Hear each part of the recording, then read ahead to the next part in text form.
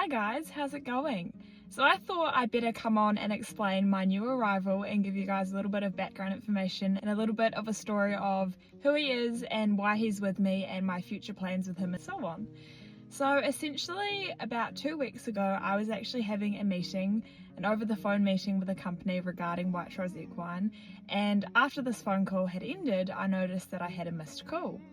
And it is, as I have mentioned on my social media numerous times before, it is not uncommon for me to receive calls, especially calls from unknown numbers, and this was an Australian number that I didn't recognise. And quite often, more than not, I do receive phone calls from a lot of younger people in New Zealand who just get a little bit of a thrill out of talking to me and whatever, and that is fine. But as I have mentioned on my social media before, I do not mind talking to you guys at all. Not at all, but I prefer if you were going to contact me if you could arrange a time to do so, because for example in this situation I was in a business meeting and then I noticed I had a missed call. So I decided to call back this number. The lady who answered said, "Oh my god Laura, I'm so sorry, I didn't mean to call you. I was actually just getting in touch with you regarding your merchandise, wondering when it will be available and how I can purchase it." I was like, "Oh no, that's fine, it's okay that you called me," and I gave her all the information about my merchandise and that kind of thing. And then she said to me, she was like, "Laura, your story has been really resonating with me." She said to me that she was unfortunately involved in a life-threatening, life-changing incident in Melbourne too, not that long ago. And she is a horse rider and a horse owner. Because of her incident, she has not been back in the saddle and she has not been, in fact, even able to leave her house at times. And we spoke on the phone for close to an hour and I was listening to her story and I was providing as much support and listening to her as much as I could. And then towards the end of this phone call she said, "Laura, it's a shame that you're not in Victoria."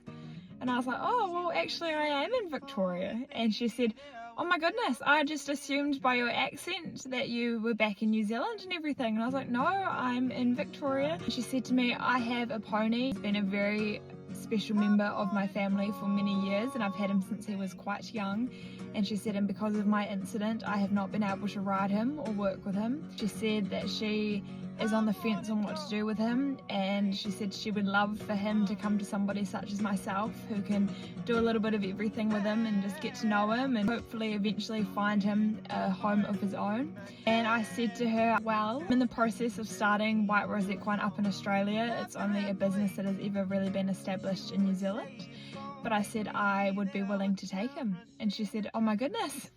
Her and I have been maintaining a lot of communication, but essentially because she's not well due to her incident and she's not riding and that kind of thing, he is currently in Queensland.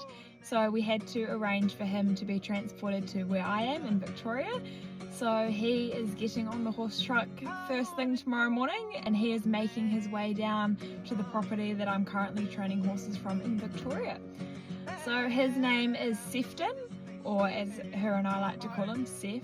He is a 12-hand high riding pony and he has had a very well exposed life to many disciplines and that kind of thing. He's done a little bit of show jumping, a little bit of pony club, a little bit of eventing, but his main discipline has always been showing and show ring.